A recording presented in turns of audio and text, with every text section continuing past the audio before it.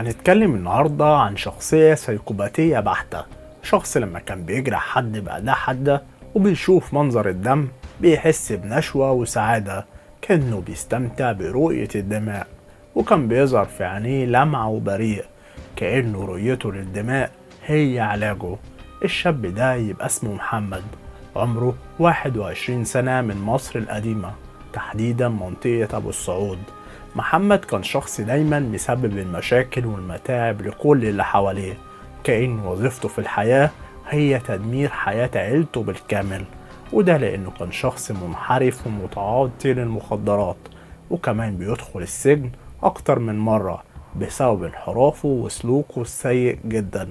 وفي يوم محمد بيدخل السجن بسبب مشكلة عملها مع 4 شباب صحابه، لأن محمد كان شخص عاشق للون الأحمر، بيمسك الأداة الحادة وبيجرح فيهم، وهو بيقول بصوت عالي: أنا بحب منظر اللون الأحمر وبحب أشوفه. وكان عنده فخر بكده جدا. كانت بداية انحراف محمد وتعاطيه للمخدرات من وهو عمره 17 سنة. رحلته مع الانحراف بدأت بسيجارة وانتهت بجميع أنواع المخدرات. محمد كان كل يوم بينزل بالليل وبيرجع البيت تاني يوم الصبح وهو مش شايف قدامه، يكاد يكون غايب عن الوعي. ولما بيصحى تاني يوم أول حاجة بيفكر فيها هي الفلوس، وساعتها ما بيلاقيش قدامه غير والدته وأخته نورة اللي عمرها 25 سنة. وساعتها والدته كانت بتشتغل شغلانة بسيطة جدا، وكل اللي كانت بتكسبه من شغلها كان محمد بياخده منها. وكمان نور أخته كانت بتشتغل علشان تساعد والدتها في المصاريف، لكن محمد ساعتها بياخد منها فلوس شغلها بالإجبار، ولو حد منهم رفض يديله فلوس كان بيزعق وبيبقى عامل زي المجنون، وبياخد أي حاجة من البيت ويروح يبيعها. كل ده كان من تأثير المخدرات عليه.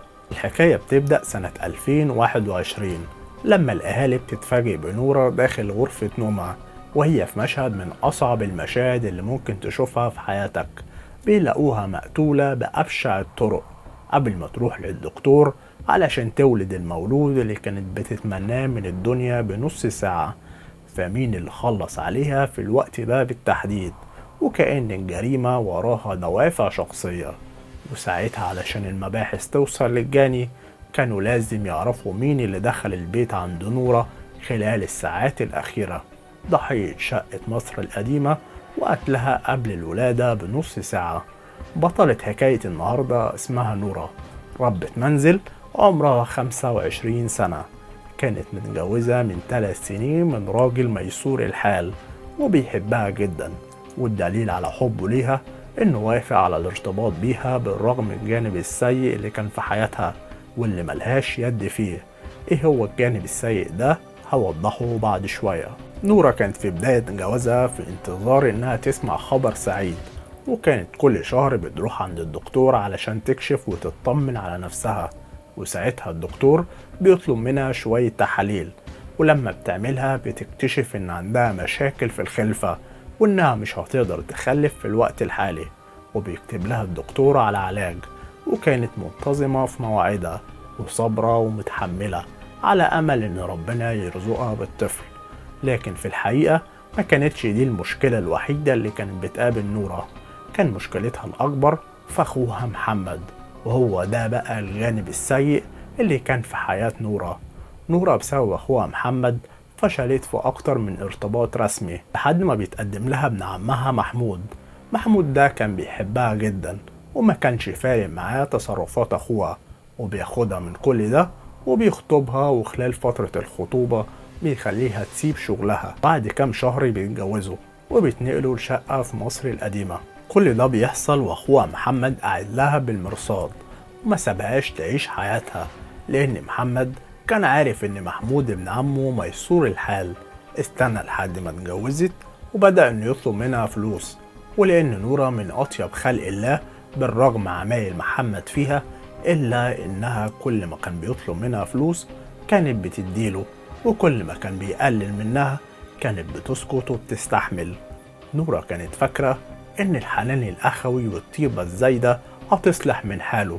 كانت عايزة تكون لأخوها محمد الأم والأب والأخت، لكن اللي بيعمله محمد ما كانش عاجب جوزها محمود، وكان في كل مرة بيقول لها أخوكي بيستغلك ولازم حد يوقفه عند حده، وبيأمرها إنها ما تديش لمحمد أخوها أي فلوس تاني.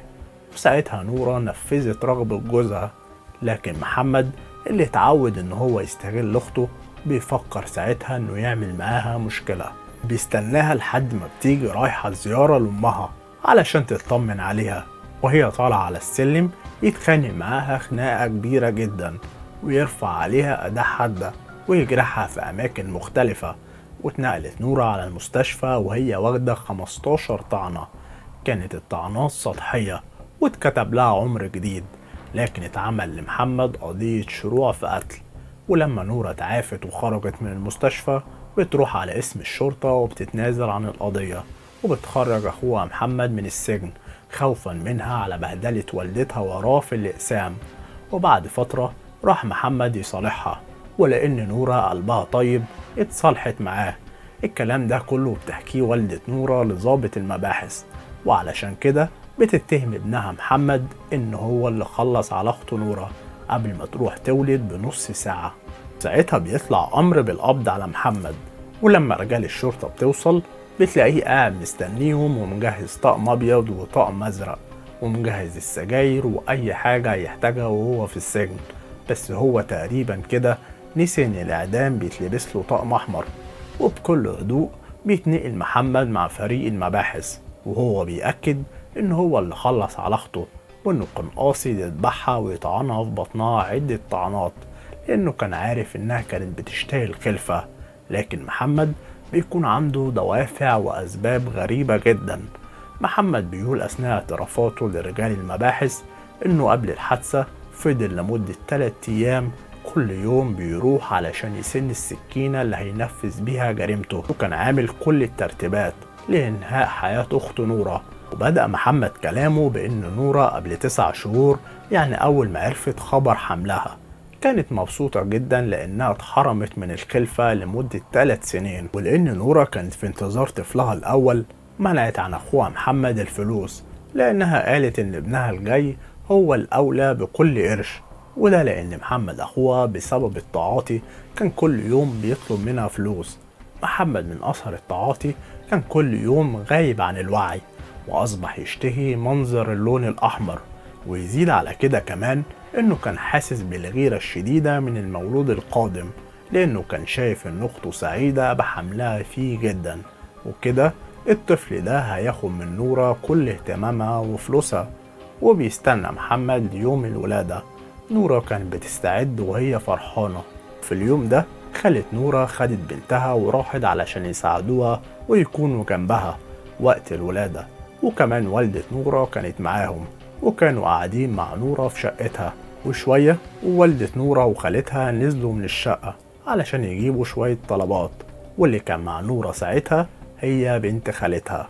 وساعتها اتصلت نورة بالدكتور اللي هيولدها، وقالت له إنها في خلال نص ساعة تكون في العيادة. وقبل ما تقفل نورة المكالمة مع الدكتور بتلاقي الباب بيخبط، بتشوف مين اللي بره، فبتتفاجئ بأخوها محمد قدامها، وبيقول لها أنا هاجي معاكي عند الدكتور علشان عاوز أشوف البنوتة اللي أختي هتخلفها. ويكمل محمد كلامه وبيقول لها إنه هو عاوز يعمل شغل مع جوزها محمود. فردت عليه نورة إن مش هينفع يتعامل مع محمود جوزها في أي حاجة ليها علاقة بالفلوس. محمد بعدها بيقول لها بشكل مباشر إن هو عايز منها 5000 جنيه. ساعتها نورة كانت عاملة حسابها إنها هتروح تولد وهتحتاج لفلوس، وعلشان كده هي رفضت طلب محمد. بطريقة خبيثة محمد بيقوم من مكانه بيمثل على نورة إن رجليه فيها مشكلة وإن هو حاسس بألم، وبيطلب منها تجيب له عصاية خشب يتسند عليها. ولما محمد بيلاحظ إن بنت خالتها موجودة في الشقة بيطلب منها إنها تنزل الصيدلية تجيب له مسكن، وده علشان محمد يقدر ينفذ الخطة اللي رسمها. وساعتها نورة كانت متجهة لأوضة النوم علشان تلبس الطرحة قدام المراية. وقتها بيجي من وراها محمد أخوها، وبالشومة اللي كان بيتسند عليها بينزل بيها على راسها أكتر من مرة لحد ما الشومة اتكسرت. وساعتها وقعت نورة على الأرض مغمى عليها، ومش بتتحرك. وبكل إصرار وجحود بيطلع محمد السكينة وبيذبحها، وبعدها بيطعنها في بطنها عدة طعنات علشان يخلص على الطفلة اللي في بطنها، اللي بيكرهها وبيحقد عليها من قبل ما تيجي للدنيا، واللي كان حاسس إنها هتاخد مكانه في اهتمام نورة بيه.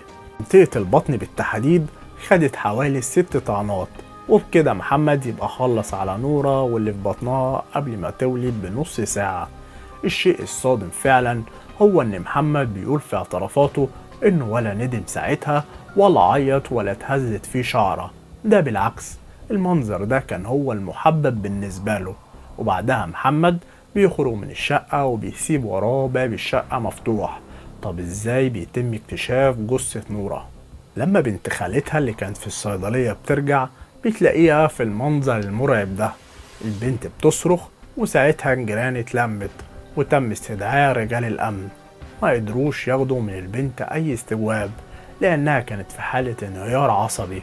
وساعتها الجيران اتصلت بوالدة نورة، ولما استجوبها ضابط المباحث أكدت إن ابنها محمد هو اللي خلص على أخته، لأنه هو الوحيد اللي يقدر يعمل كده بكل أريحية، لأنه متعطش للدماء وبيحب منظر اللون الأحمر.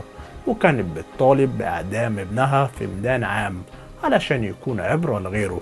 وسنة 2022 بيتحول محمد لمحكمة الجنايات، وبيتحكم عليه بتحويل أوراقه لفضيلة المفتي. الشخص المتعاطي ما ينفعش يتسكت عليه، ولا ينفع نتعامل معاه على إنه شخص طبيعي، لأنه خطر كبير على أسرته وعلى كل شخص قريب منه. وعلى فكرة، في مصحات مجانية بتعالج الحالات اللي زي كده. ما تنسوش تستنوا الحلقة الجاية، وأشوفكم على خير.